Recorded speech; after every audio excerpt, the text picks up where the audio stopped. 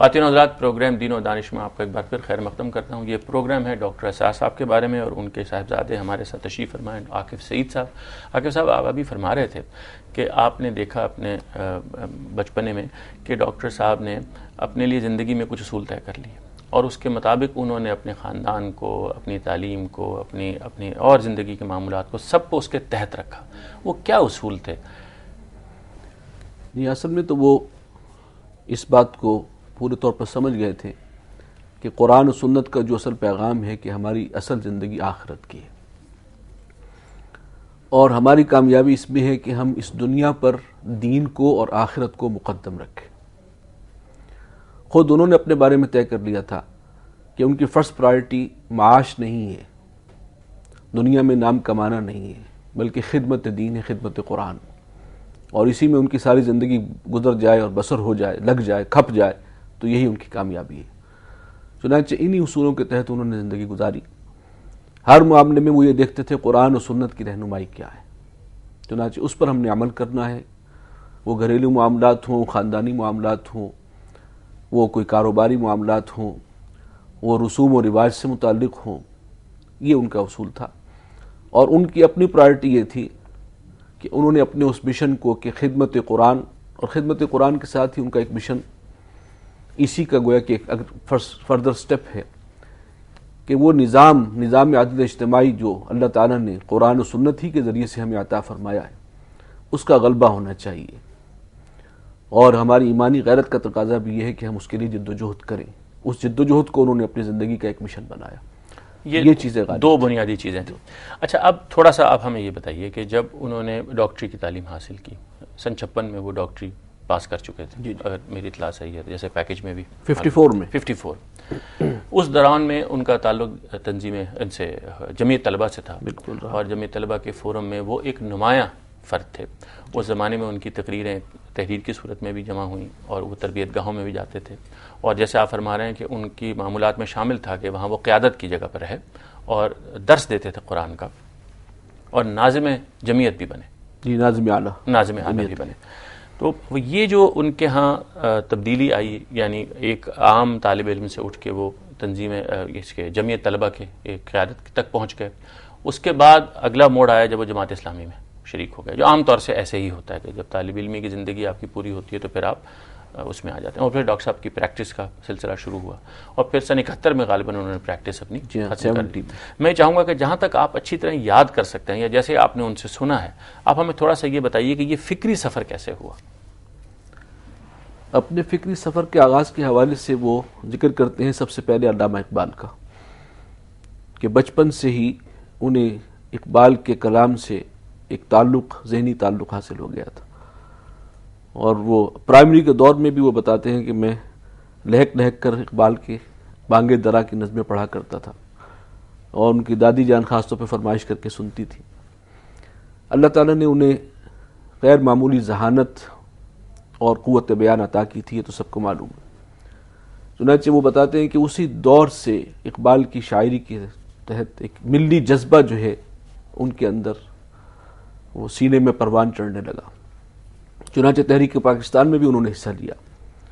اس وقت میٹرک کے اسٹوڈنٹ تھے، اور حصار جو مشرقی پنجاب کا علاقہ ہے وہی ان کا جائے پیدائش ہے، وہیں سے انہوں نے میٹرک کیا، اور وہاں پر جو مسلم لیگ کا ونگ تھا، یوتھ ونگ، اسی کے نمائندے کی حیثیت سے ایک دفعہ وہ لاہور میں ایک اجلاس میں شریک ہوئے تھے، اور قائد اعظم بھی وہاں موجود تھے، ان سے ملاقات ہوئی تھی۔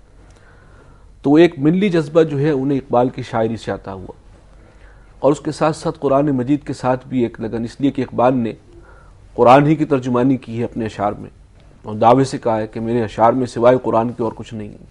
عاکف صاحب، آپ کی اجازت سے شامی صاحب ہمارے ساتھ لائن پر ہیں۔ مجیب الرحمان شامی صاحب، السلام علیکم۔ وعلیکم السلام جی، آپ خیر عافیت سے ہیں؟ آپ کی دعا جی، اللہ کا شکر۔ محترم عاکف سعید صاحب تشریف فرما ہیں، ہم ڈاکٹر اسرار صاحب کے بارے میں بات کر رہے ہیں۔ ہم چاہتے ہیں کہ آپ ان کے بارے میں کچھ فرمائیں۔ آپ تو ان کے پڑوس میں رہتے تھے، آپ کا ان سے تعلق رہا، کچھ فرمائیے۔ دیکھیں ڈاکٹر صاحب، میں سمجھتا ہوں پاکستان کا بلکہ پورے عالم اسلام کا سرمایہ تھے۔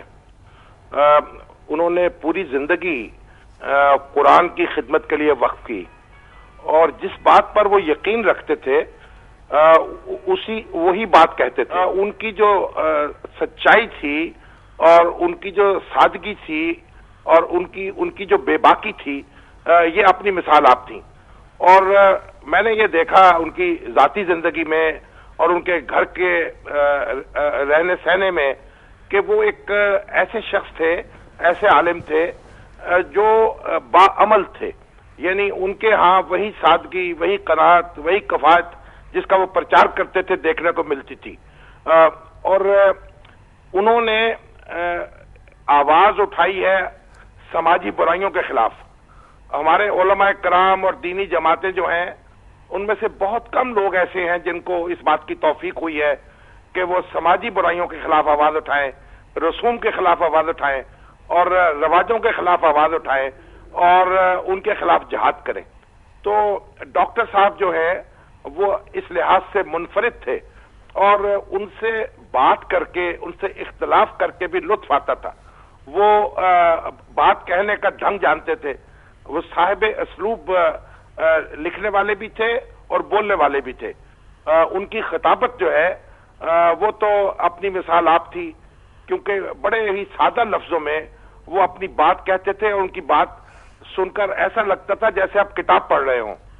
तो उनसे इख्तलाफ जो है उसकी मेरा ख्याल है वो भी कई पहलू उसके पैदा हुए। कई लोगों को उनसे इख्तलाफ हुआ कई मामलात में, लेकिन उन्होंने अपनी राय जो है उसका बरमला और दो टोक अंदाज में इजहार किया।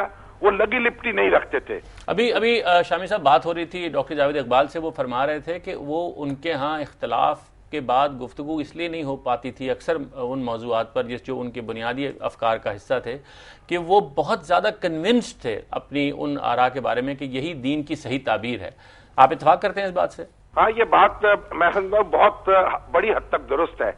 वो अपने सियासत के जो मामलात थे उनमें भी और कौमी मसाइल के ऊपर भी जब इज़हार राय करते थे तो बहुत कतई और दो टोक करते थे। और जो दीनी मामलात है उसमें जो उनकी ताबीर थी, मेरे नजदीक तो बहरहाल वो एक ताबीर थी।